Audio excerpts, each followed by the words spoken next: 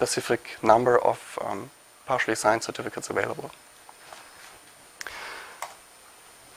So we're not the first ones that apply threshold cryptography in peer-to-peer systems. There is a lot of related work, too, by groups of Narasima and Saxena. They considered applying threshold cryptography for admission control. This is for who should be allowed to join the peer-to-peer systems or a mobile ad hoc network.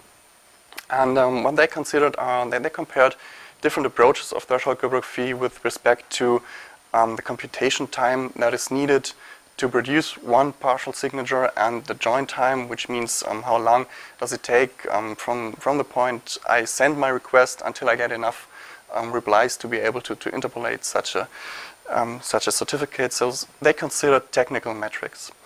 What no one has done so far is to think about the decision policies, so security policies that are required to define how our security-related requests should be handled.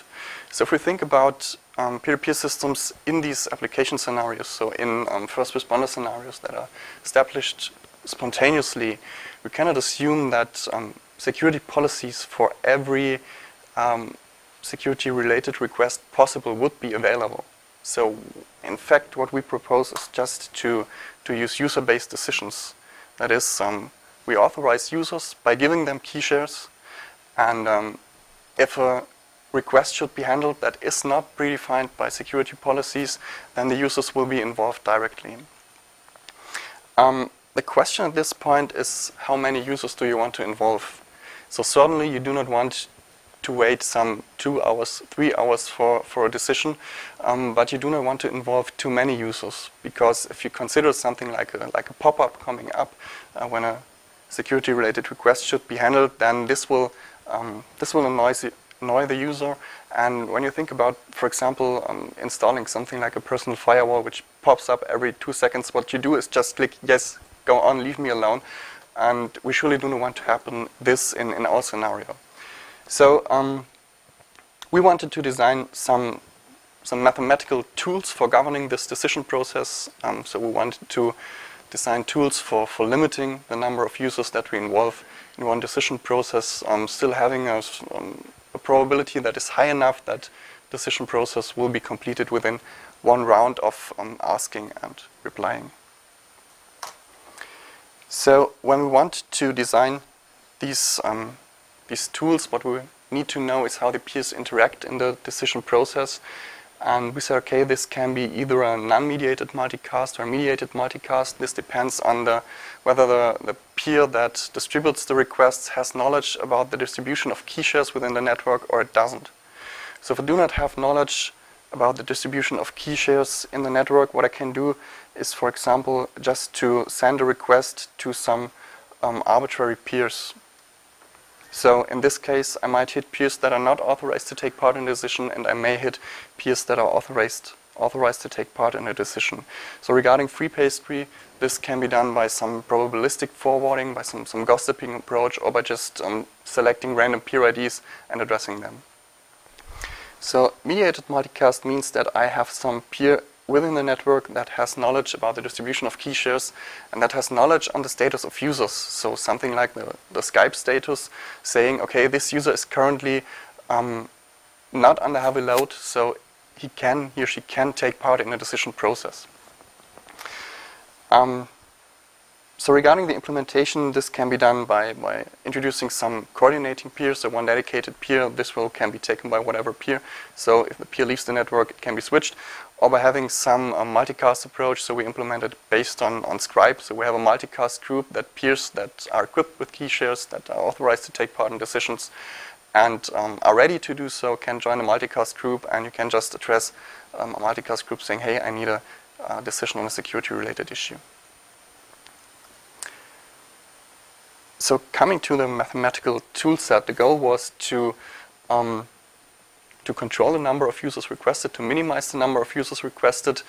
And for this, we developed a success model. This is if I have factors like the total number of peers in the overlay, like the number of peers that are authorized to take part in decisions, like the number of peers to which I send a request, the threshold that is given by threshold cryptography. This is how many replies, how many partially signed certificates do I need to be able to interpolate a fully signed certificate.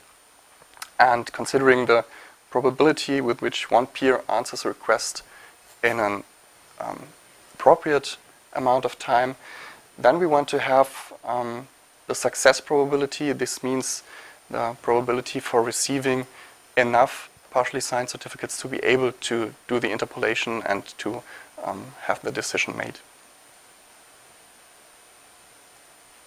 Okay. So for the non-mediated multicast, this model is based on a hypergeometric random variable, and this hypergeometric variable describes in fact the intersection of the sets of peers that are authorized to take part in decisions, that have key shares and that are ready, and the set of peers that we address. And so this is the probability for receiving one specific number of replies. What we are interested in is not receiving one specific number of replies, but receiving enough replies to be able to do the interpolation. So receiving at least enough replies to satisfy the threshold. So we start to sum up this hypergeometric distribution at a certain point, and with this we get a success probability. This is quite, the result is quite straightforward. So if we have everything fixed and we vary the threshold, we see that with a lower threshold we will have a higher probability for success.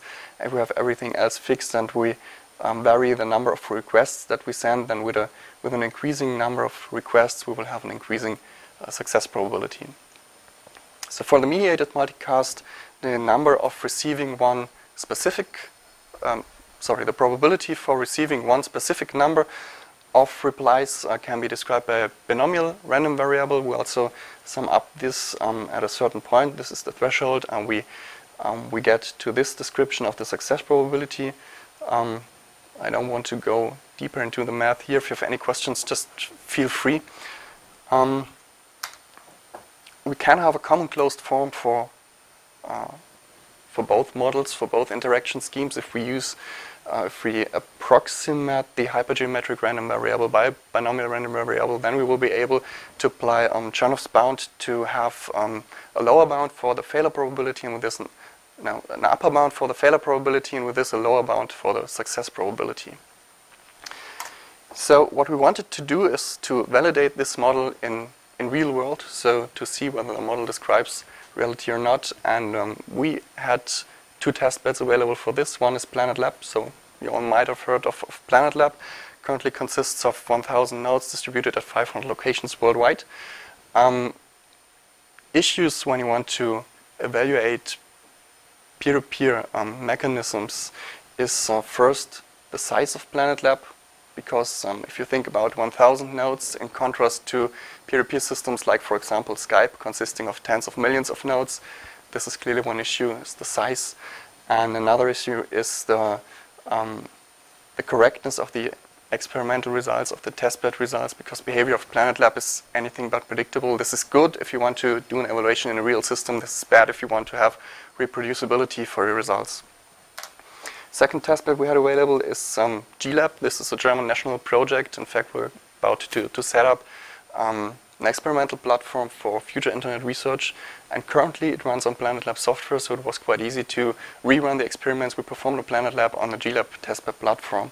So also here we have comparable issues. The size is actually less than PlanetLab. We have currently about 175 nodes, and the experimental results that we have a quite good control over this testbed. We can reserve it and we can have it exclusively for one portion of time, but this makes it quite unreal with respect to the correctness of the results. So to give you an idea what this means, we performed an experiment. This is for the non-mediated multicast scheme to validate the model. We had 100 peers, 25 key shares distributed within the system. We set the probability for one peer to answer in an appropriate amount of time to 50%, and we sent out 58 requests. And what we observe is that this figure shows the success probability subject to the threshold. This is quite straightforward. If you have everything else fixed and increase the threshold, then the probability